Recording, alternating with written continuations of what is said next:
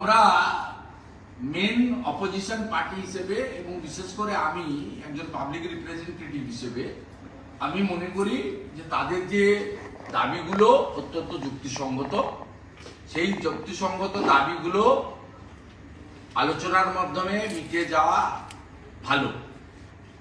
আলোচনার মাধ্যমে মিটে যাওয়া ভালো এবং সরকারের উচিত আলোচনা না করে এক লাইনে চিফ সেক্রেটারিকে দিয়ে একটা অর্ডার করে দেওয়া যে আপনাদের যে 6টা দাবি আমরা মেনে নিলাম।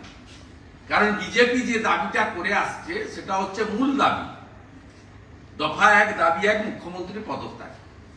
এই দাবিটা ডাক্তারবাবুরা করেননি।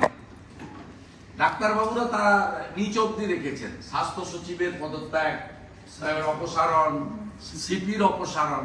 তাহলে মুখ্যমন্ত্রী যেখানে একটাই পোস্ট, বাকি সব ল্যাম্প পোস্ট। বিভিন্ন সময় মুখ্যমন্ত্রী অনেককে কোতল করে